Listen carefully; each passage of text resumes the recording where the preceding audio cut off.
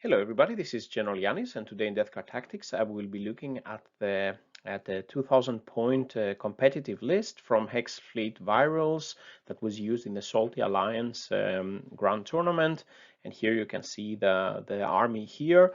It's 2000 points Death Card competitive list that we will be reviewing. So let's get started.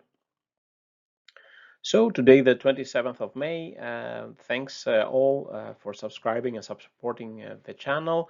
Today, we reached the milestone of 3,000 subscribers. So a very big thanks to all you guys that are looking at the videos and posting comments and giving me some good words and etc. So I'm really happy that everybody is on board subscribing to the channel. In this video, as I said, I will be looking at Nicolas' list, a list that was undefeated in a grand tournament, 2000 points, Harbinger's death card list, and thanks very much for allowing me to do this review possible. And I will put a link to the Hexfleet Virules Chaos blog in the description, where you can read more about this list. So in this video, I'm going to be looking at the list overview, ideas for secondaries and deployment, strategy, general ideas, some metrics, and then some conclusions and final thoughts. And before I start, a big thanks, as always, to my patrons for their support. So let's look at the Hexfleet Virules 2000 point list, starting with 9 command points. So we have a battalion detachment from the Harbinger's Play Company, and the name is Lightly Salted. The HQ choices are Typhus, that carries the Miasma of Pestilence Psychic Power and the Putrescent Vitality, so the defensive spells we have, 465 points. And then almost in every list we have a Malignant Playcaster. Here he is equipped with a Plague Wind and the Curse of the Leper spells for 95 points. Plague Wind and Curse of the Leper are some of the more offensive psychic powers. And then if we look at the troop choice, we have this big horde of Poxwalkers, 4 units with 19, 19, 19, and 18 Poxwalkers. And I really like the color coding with some bands here from the from the yellow to the light blue group here. And then the big, let's say the big chunk of the army is in the elite slot. We have one big unit of 10 Blightlord Terminators, and they are equipped with 2 Reaper autocannon, and then the 8 with normal combi bolters, and all of them have axes. And the champion has the Plague Skull of Glothilla relic, the grenade basically, or basically the mortal wound dealing relic, which is one of our best relics, for 420 points in this unit. And then we have 3 units of 3 Deathshroud Terminators. One of them, the champion, is equipped with the Reaper of Glorious Entropy relic. All of them are 150 points, no points left to add extra Plague Spurt gauntlets. And then we have the Virion character taking 1 slot, the 2 best Virion in our codex, the Foul Blightspawn. He has the Living Plague trait, Warlord trait, costing 1 command point. He has the Revolting Stenchvats relic, and he has the pathogen, the Viscous Death. So this is a very lethal combo: Viscous Death pathogen, Revolting Stenchvats, allowing us to fight first. And Living Plague trait is denying the enemy to benefit from his own auras as ability. The only problem with Living Plague trait is that it's only a 3-inch. It's only a 3-inch aura. And then we have the Tallyman. He's the Warlord in this list. He has the Arch-Contaminated Warlord trait, and he has the Tollkeeper relic for 70 points. So Tallyman and Foul Blightspawn, yeah, some of the most competitive Virion we have. And then finally, the list concludes with heavy support units, 2 Plagueburst Crawlers with Entropy Cannons, and the Volley Gun for 175 points each. So it's 2,000 points on the nose. So looking at the unit selections and ideas behind them, Typhus as the HQ is a combined, basically is a combined Lord of Contagion and a Psyker, and he can do mortal wounds in his command phase. And he has been selected to be equipped with a defensive spell of Miasma of Pestilence and the Putrescent Vitality. And Plaguecaster is an auto-include basically in most of our lists. He's a strong Psyker, equipped with offensive spells. Plague Wind is good versus Horde opponents, and Curse of the Leper is really good against the Marines in Contagion or other not Horde type infantry. It's quite good. Or characters or anything that can come close to the Contagion and be close to our Malignant Playcaster. So I think a strong combination here with Typhus and the Malignant Playcaster. Then for the troops, we have the 4 big units of Poxwalkers. They can provide the board presence, they can hold objectives, and the Harbinger's detachment basically allows them to be dangerous in close combat. So the Harbingers in this list is only used for getting access to the Wrathful Dead stratagem in this list. It's not taking the Shamble Rot and it's not taking the relic from this Plague Company. So basically the only thing it does is give you the very potential for very many mortal wounds in the fight phase with the Poxwalkers. The big unit of Blightlord Terminators and 3 units of 3 Death Shroud each. And the Blightlord Champion is taking the Plague Skull of Clothilla for extra intimidation. Can deal mortal wounds in some special, let's say, some pivotal moment in the game. The Death Shroud Champion is taking the excellent Reaper of the Glorious Entropy, one of them, and that can do mortal wounds, and he can be really strong. The Death Shroud Champion with the Reaper of Glorious Entropy is like a mini HQ character. So I think this is the 2 of our best relics, and our champions can get them, so this is really strong. The Blightlords is quite interesting. They are mainly equipped for shooting. They don't have any Flails of Corruption. We have 2 Reaper autocannons, and this is for the targets I typically model. They are better on average than the Blight Launchers. The Blight Launchers are, of course, a wound 2 model, so the Reaper autocannons are better versus 1 wound targets, but the Reaper autocannons are not plague weapons. But the whole unit can shoot 40 shots, so you get you have 40 shots. 8 of those are with the higher strength of the Reaper autocannon. And then our 2 best Virion, the Taliman with a Tollkeeper relic. He can enhance the shooting of the Blightlords, he can give them +1 to hit, and he can give them exploding 6s with Tollkeeper relic. So this is for 40 shots. The exploding 6s should get them 6-7 extra hits per firing round. Even more so if we have the +1 to hit, and then we have the reroll ones to hit, from example from Typhus. The Taliman has the Arch Contaminator Warlord trait, and this can help the Blightlords in melee, of course. The Death Shroud champions, the Death Shroud and the Blightlords, they have plague weapons in melee that they can reroll if Taliman is close by. And with the Virulent Round stratagem, the bolters, the combi bolters, become plague weapons, and then they can reroll at least when shooting at 12-inch. And of course, Taliman always is useful, giving command points for the army. And with so many Poxwalkers, command points are useful to give them to be able to use the stratagems in the fight phase, and to be able to bring once per battle for every squad, return up to seven Poxwalkers. Then the Foul Blightspawn with the Revolting Stensvats relic. Again, this is one of the most powerful combos and relics in our codex.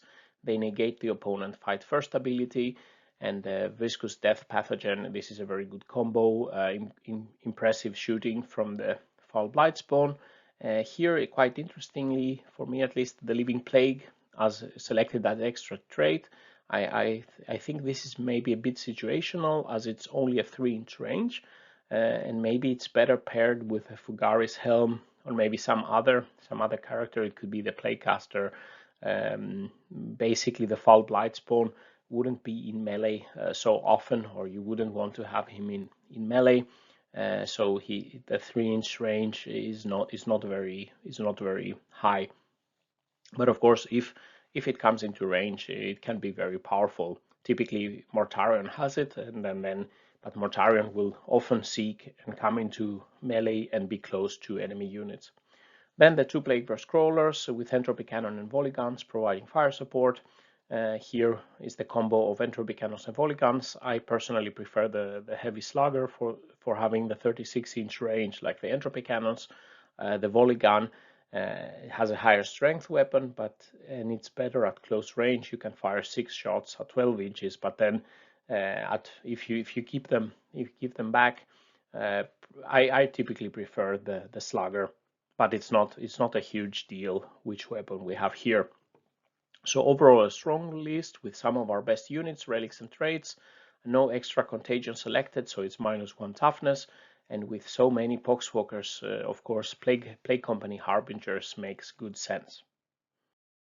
So for deployment and secondaries, I would assume that everything apart from 1, 2, or even 3 units of Death Shroud would start on the table. I also think probably you would want Typhus to stay with the Blight Lords, and the Taliman and the Foul Blight spawn together with the Blight Lords, buffing them and protecting them together with Typhus for rerolling and the psychic abilities. And then the Death Shroud can deep strike, or some of them can foot slog along, or they can deep strike where there are opportunities on the game. The secondaries, while we stand, we fight. This is also an idea behind this list, because you get the big unit of Blight Lords and the 2 Plague Burst Crawlers are selected for the while we stand, we fight, and then the other 2 are selected depending on the mission and the opponent. Most often selected by Nicolas is raise the banners, and at first when you look at this, the Poxwalkers cannot do the action, but you have the Death Shroud can do the action, the Taliman can probably do the action as well if important, and then you can protect those objectives by the Terminators being there and keeping the opponent at bay. Remember when the Taliman does the action, his Tollkeeper relic aura doesn't work while he's doing the action, but his +1 to hit would still work. It's not an aura, it's something you select in your command phase. I would consider maybe spread the sickness instead of raise the banners, but however, in a tournament it can be difficult on many maps to score a max out score for raise spread the sickness, and where every point counts, it's difficult to max out, whereas the raise the banners, if you can do it successfully for 2-3 flags over the course of the game, you can max the score, and especially with a durable list that you can protect and hold a lot of objectives. One thing and then of course, depending on the opponent, you could select assassinate or some other objectives, or the mission secondary if that's something appropriate. Just a reminder, with a new upcoming no prisoners, the change to thin their ranks, the infantry in this list would count as 13 victory points. So this could be more difficult. We have 75 Poxwalkers, and then we have a lot of Terminators with 3 wounds each. So that could potentially give an opponent 30 victory points if they can kill off all this infantry. Some combos and strategy ideas. I think while we stand with fight, the important thing would be that the Blight Lords and the Plague Burst Crawlers should survive the game. The Blight Lords can be quite protected by Miasma of Pestilence, Putrescent Vitality if necessary, if the enemy has some strength 5 or 6 weapons, targeting them, bringing the toughness up to 6. Foul Blight spawn would protect them indirectly with the revolting stench vats, and the unit of Blight Lord Terminators, I would assume, would probably go to an objective in the midfield and just stay there and survive, maybe inside some cover or something like this, and relying on their invul saves, the many wounds, and the protection they can get. The Blight Lord's shooting can be boosted by Taliman's +1 to hit, reroll 1s to hit from Typhus, the exploding 6s, and then a good combo, the virulent rounds, to give the combi bolters as plague weapons, and then you get rerolls 1s to wound or all to wound, shooting at 12 inches with the Arch Contaminator close by. So this big blob of Blight Lord Terminators would provide good anti-infantry and light vehicle shooting, and then versus tougher vehicles, you have the entropy cannons here, 4 of those. The Death Shroud can do a really lot in melee if they can come into melee, exploiting some openings by the deep strike, maybe taking some backfield objectives, threatening the board where it's needed.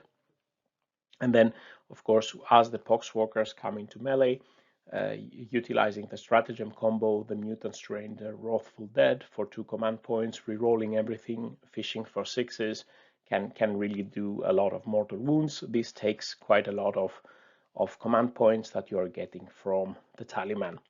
And then the Plagueburst Crawler, of course, always useful, the Disgusting Force stratagem, when needed to target 3 wound models and castles, dealing mortal wounds to enemies hiding. So quickly, some list metrics and the damage output baseline. So here is a lot of different lists I have been reviewing, and you can find some links in the description for some of the other list review videos. So here the blue is the Hexfleet Virules 2000 points list. We have some decent long range shooting, some good medium range shooting, and some good melee. Overall, it's a strong list compared to some of the others. Typically, many death card lists have this type of profile that our biggest strength is in melee. We have some exceptions like for example, some very shooting optimized lists, or the only Demon engine list from Don Huson I also reviewed. So quite interesting to see a big variety of lists, but overall a strong baseline damage, average wounds army-wide, just the baseline, and not taking into account the relics or the combos, rerolls, etc. So this can be vastly improved in this list with the Taliman and the Tollkeeper and rerolling and the stratagems. As Death Guard, as I said, the strongest baseline is in melee typically, and as mentioned, all the damage can be boosted by combos and stratagems. And then the durability, how many wounds does this army have on the table? So we have the Plagueburst Crawlers that are very durable with toughness 8 and 5+ invulnerable saves. And then we have a big, there is a very high number of wounds for Terminators, which are also very durable, toughness 5, Disgusting Resilience 4+ invul save. And then we have a lot of replenishable Poxwalkers. Of course, they are not the most durable, but there are so many, and you can bring some back. And if the opponent has a horde type army, of course, the Poxwalkers could kill several enemy infantry and then return back to life. So reaching to the summary and final thoughts for this review. So I think this is a really good, strong list, combining some of our strongest units, some of our best relics, and some of our best warlord traits, utilizing, let's say, some of the best tools we have in the codex, in our codex. Some ideas to consider, not much to propose something different for this list. Maybe it could be to consider Blight launchers instead of Reaper autocannons, maybe facing a lot of Space Marines and utilizing the plague weapon. Maybe giving some Blight Lords flails, but of course it could be also that the Poxwalkers are screening the Blight Lords. There is no point to seek out melee combat with the Blight Lord Terminators. If a big squad is surviving, even in melee fighting first, they can still do a lot with their axes. But of course, the Flail of Corruption can be a very strong weapon in melee, so that could be worth considering. Maybe saving 1 command point, not taking the Living Plague trait, because with a 3-inch range, maybe it's not used so often. Other than that, I don't think taking another Plague Company here wouldn't benefit this list so much. I think the Harbingers is a good fit. If you want to take something else like Inexorable, Mortarion Anvil, then you're probably to utilize their Contagions or some other relics. Maybe it would not be optimal to combine it with so many Poxwalkers here. So finally, thanks for allowing me the review, and congratulations in going undefeated through this Grand Tournament, getting 5 wins, and it's really a big pity not being able to get the first place for one silly point here. So the winner had 438 points, and the death card list only 437 points, and I guess that's that must be really terrible, but still really good to get the 5 victories. So this concludes the video. What do you think about this list? And do you have some comments and any suggestions or other ideas for this list? Please leave some comments. If you like this video, please press like and subscribe to my channel, where I will be bringing you a lot of Death Guard tactics videos. And if you want to support my efforts further, please visit my Patreon page, become a patron, and get part of deciding the next videos and be part of the roadmap for the upcoming videos. So with these words, General Yanis will be signing out. Stay safe out there, and bye-bye.